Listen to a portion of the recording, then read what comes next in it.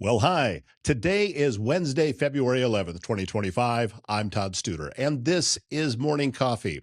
Recently, the Council Bluffs Area Chamber of Commerce held its annual meeting, and a lot of great information was shared, including some plans, initial plans to maybe redevelop the downtown area.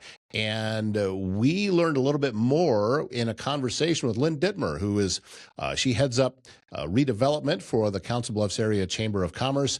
And she talks about that, also talks about some of the different events that are coming up, including the Shamrock Shuffle, which is just weeks away. You know, you can still get registered for that. And also touching on Celebrate CB and just all kinds of stuff that we are excited to see happening here in Council Bluffs. So Lynn Dittmer from the Council Bluffs Area Chamber of Commerce joining us today on Morning Coffee. Service Master Restored by Schmader knows it's hard to get back to normal when you've suffered serious property damage due to flooding, fire, or smoke, and that often leads to mold. And you may be left with all sorts of questions about how to get your home or business back to normal. Get Cindy Schmader's number in your phone, because when disaster strikes, she's the one you want to call. 402-339-9911. S&B Country Kennel, the top spot in Southwest Iowa when you need to know your dog will receive only the best: boarding, daycare, grooming, self-washing, training, and even a membership. Available to a dog park over an acre in size. S&B Country Kennel also has rescue dogs, so check with them about adoption possibilities. sbcountrykennel.com. That's country spelled with a K, and they are located just west of I-29 on Bungie Avenue, south of Council Bluffs. And as we continue through 2026, the Acres in Council Bluffs, ready to help couples and organizations plan unforgettable celebrations set on 13 beautiful acres. They provide a flexible, stress-free venue with no hidden fees and full freedom to choose your own vendors. Weddings and receptions to corporate gatherings and milestone events. The space comfortably hosts up to 200 guests with everything you need for a seamless experience. So start the year by securing the perfect setting for your next event. Go to theacresvenue.com. Back here at the studios on Willow, this is Lynn Dittmer, and she is the Director of Redevelopment for the Council Bluffs Area Chamber of Commerce. And do you mix in the 712 initiative with that? Is it all one big long thing? Or It is all under the chamber umbrella. Right. So it was Potawatomi County Development doing business as a 712 initiative, now merged with the chamber, so all under that umbrella. Still a separate 501c3 with different outcomes as part of that. But community work. And so you didn't have to change your business card too many times. Not too many times. It's been exciting, everything that's been happening over at the chamber, and we're coming off of the chamber's annual meeting. Mhm. And in fact, as we were recording this, I just had lunch with someone earlier today that was commenting on Chris LaFurla's speech and just how great it was. And the comment that was made was, it couldn't have been said any better. Awesome. And that is been the overall, to me anyway, the energy and the mentality coming out of the chamber fits right into that. How do we best promote and encourage what's happening right here in Council Bluffs? Mhm. And there's a shift. It's happened. And I think there's still a ways to go, but we're on the path now. I believe I think I can see it. There's really good energy, within the staff, but then also at our events, we're seeing numbers of those that attend Coffee and Contacts, those that attend the annual meeting. This morning we had Coffee and Contacts at Bloomworks, and it was full. Yeah. Cool, great business, great store to be in anyway, but it was full. Well, and we actually knew that here with 3 different people here at the studios.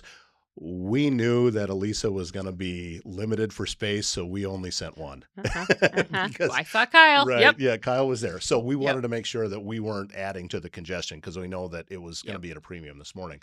But there's that. Was it a concerted effort to grow those? Was anything that you're aware of? Because to me, it just kind of happened that everybody just started coming more and more. I think, again, as simple as it, but energy level really has picked up and like, Mhm. hey, that's something I want to be at. I want to see those people. And also Jacob has been really great about reaching out, touching base with members and encouraging them to attend. And we also have an initiative that just, hey, connect. There's, what for workforce initiative that Rachel is doing. These are ways that young professionals can be involved, become connected in the community. We know that the more people you're connected with, the more you feel like you belong and you Mhm. want to be here. And so, what are those? How can we let people know what they can be part of, and then we want them to be there? So, I also was very encouraged with what Chris was talking about at that meeting with uh, the initial plans of what is to happen downtown and to start doing some things to try to grow and to encourage people to come shop and spend time downtown and for businesses to want to come here. And I think, yeah, that can really be a key part of everything. so we're hearing through. There's been several efforts over the last year and a half, but some data collection, some workforce surveys, and the other citizens commenting on downtown is cool, and downtown is a heart of our community, and we how can we highlight that? We need to support local business. We know that there are local businesses throughout our community, but we know that there are also many downtown. So that really helps us focus on some of that. But how can we connect and engage with building owners, business owners down here? Um, hey, this is what's going on. An example that this turning out really cool is so Shamrock Shuffle's coming up Hmm. March 7th. And so after the Shamrock Shuffle, there's typically about 380 registrants that run. They bring that plus some down just to watch and participate. But then next door at the Broadway Church, there's going to be the chili cook-off. Yep. And then later in the day is a pickleball tournament. And it's building on to make it a full day of awesomeness. And Yeah. so that's just there's again, it's a really good vibe.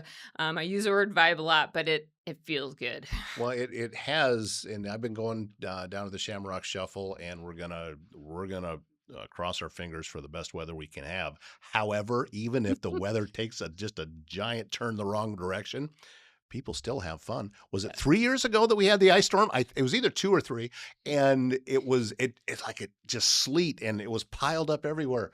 I didn't see anybody lose their energy or Hmm. not want to be downtown anymore. We just, yep, Right. okay, this is what it is, but we're going to do it. Yep. It's yeah, people get excited for that event. It's fun. We're looking at ways that we can grow it a little bit. So we're going to have a little bit more music, a little more beat down at the Mhm. turnaround point. So that'll be just little things we're adding along the route, encouraging people to spread the course a little bit. But there's and encouraging other businesses to whether you're open or have a sale or come out and just cheer the runners on. So I think that's a great opportunity for some of the shops that already exist and restaurants that exist along the mhm. route. Uh, Come on out. Even if the runners are just going by, they can see you. Yep. Yep, hold up a big sign. Yeah, and Yeah. it's a wonderful way to promote the downtown area, and I look at it as it's the early unofficial kickoff to spring. Yes. Yep. And it's the first event of the year typically. I mean, Mhm. because we finished up with, the year before with Christmas and going back a little bit forward with Winterfest a little bit earlier than that. So now we've rolled the calendar over to 2026, and this is kind of Mhm. the first big event for the city. Yep, it is. And so, yeah, we take a lot of pride in that. It's a fun event. So, So what is there anything that you can talk about yet as far as downtown goes and some of the different things that are studies being done or plans in place? Anything at all? so the city is going to move forward with a comprehensive plan update, and so that looks community wide, housing, infrastructure, transportation, a list of things. And within that process, that community engagement process, there will be a downtown master plan, and so that will look at very much focus on the downtown. And one of the pieces is to outline what is downtown. So, Yeah. it generally speaking, it's an L, it's a 100 block running to South Ninth, but what are those boundaries? And so the community will work to address and outline that. But then it'll look at parking and commercial and housing and walkability. So how easy is it to walk from one end to the other? There's varying topics in that that is asking for the public to how do you see this rolling out in 10 years? What do you want? What are your goals? How are we going to do it? What is your vision? So, Well, these types of things don't take that long. yes, You can't just wave a magic wand and suddenly everything has just changed from one year to the right, next. It's steps and right. planning. So you bring up 10 years. That sounds right. Yep. So, and so yes, and to fully answer the question, the city is working with the consultant right now on that timeline, Mhm. what that looks like, and those public input uh, opportunities. There will be some at farmers market, and there will be those at other community events. It's very important to go to where the people are, Mhm. not just hey, come to City Hall and tell us what's happening. They're they are aware of that. So, but once we get that schedule, we can share that. The city will be sharing it also, but we will share it through our downtown newsletter that we have recently started. We're Okay. on edition number 2. Okay. But really, that part of that started with here's a Shamrock Shuffle, here's Celebrate CB. There's kind of a street closure, heads up. You want to participate, but also highlighting other things that are happening downtown and trying to start the connection. Hey, let me know if you have questions about this or if you have thoughts about downtown. Just starting that connection engagement with downtown. Here's what I'm hearing, that with obviously wanting to get feedback from folks that are already familiar with downtown or residents in the city, but at the same time, getting feedback from potential entrepreneurs. Hmm. What Hmm. would make you want to have a business in downtown, Hmm. and what kind of things would you need? That all of that information works Right. together, because you can have all the businesses in the world, but if people aren't coming, then they're not staying. Right. So it works Right. together. Right. Yep, absolutely. How can we let people know what is down here?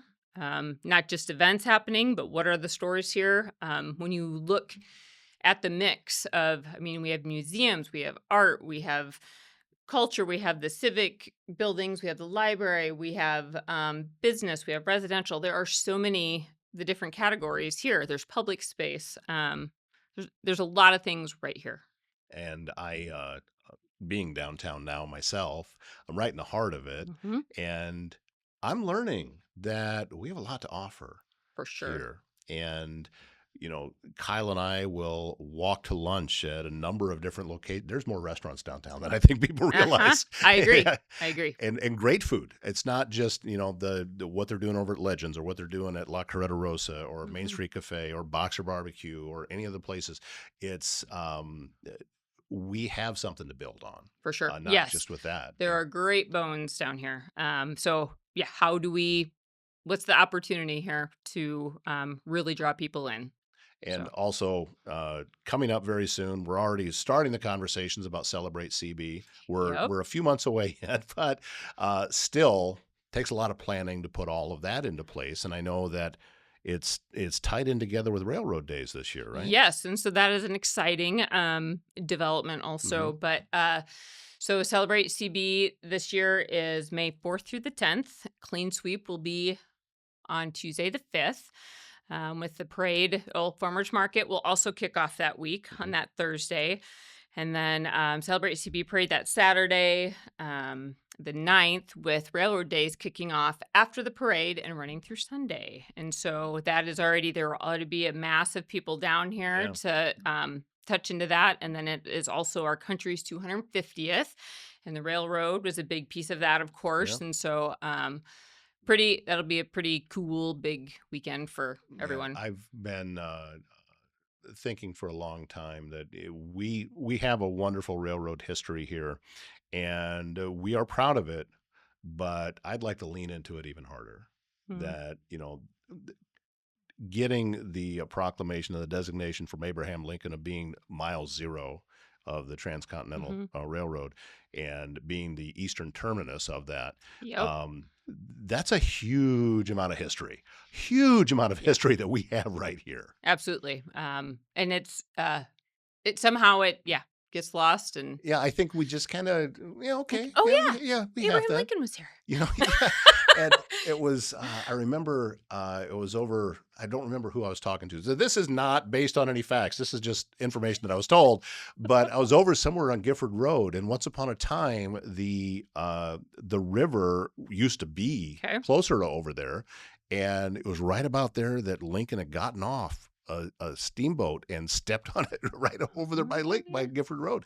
So there's, thinking about the footsteps that you can walk in that we have had here over the years and what Council Bluffs has meant to the history of this country cannot really be overstated, I don't believe. Right. It's that is one of our stories for sure that we should be telling. Well, Another piece is what is our story? What are all of our stories? Storytelling, defining, what makes us the place to be, and I think we're starting to own it, and I yes. think we're getting there. We're starting to come out after a long time of people almost being afraid to be proud of where they live, not internally, which is what we found out from all of these studies, that we already thought it. We just didn't talk about it. Yeah. And absolutely. There was multiple people talking about this at the annual meeting for the chamber, that it's time to start talking about it. Absolutely. And it's okay to be proud. It's okay to, say, hey, I'm from Council Bluffs, and that matters. Yep. Because we are, you look around at what this town has to offer, and I know I'm proud to be downtown with this business. I'm proud to call it home, and we just need to say it a little bit louder. So Yes. I'm going to do my little part here with the Perfect. cameras and the microphones and that kind of yes. stuff. And and thank you for that. It's important.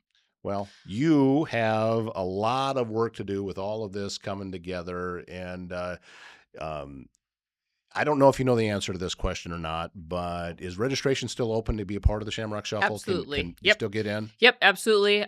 Just talked to a couple of people this morning that, I need to register. But yes, it is. Okay. It is still open. So And that's for the competitive runners, but also just for the folks that want to come out and yes, so walk it is timed. Right. So you can be as competitive as you want, but also enjoy it. Run with friends, run with family.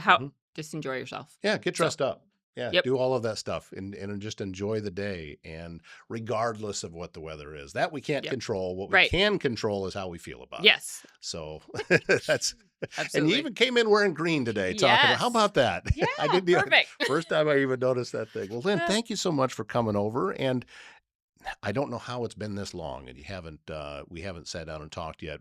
Even with the previous rendition of what I was doing before we came into the park building. Yeah. We should do this more Well, often. Jacob's he's really engaging, and he's good. And okay, that's Jacob. I'm not There's saying so many replace more him. of us. I'm not saying replace him. Right, that's fair. Just come That's on fair. over. Just come on over too. But listen, thank you so much for your time. Absolutely. And for the work that you guys are doing. And anything we can do here to help out, let us know. We'd love to do it. Appreciate it. Thank you. If you like driving, you could be getting paid for it as a first student bus driver, working short hours, earning a competitive wage while making a difference in the lives of children. And that pay starts with a sign-on bonus. Fully licensed drivers get a sign-on bonus of $4,000. And if you don't have your CDL yet, you get a sign-on bonus of $3,000 once that CDL is obtained. And every driver gets on-the-job training. Don't wait. Apply at workatfirst.com. And Morning Coffee brought to you by Keith Jones, your Edward Jones financial advisor in Council Bluffs. Learn how he can help you reach your financial goals. Visit edwardjones.com for more. Edward Jones, member SIPC. Thank you once again, Lynn Dittmer, for joining us today and all of the great information on the exciting things happening around Council Bluffs. My name is Todd Studer. We'll see you back here tomorrow morning.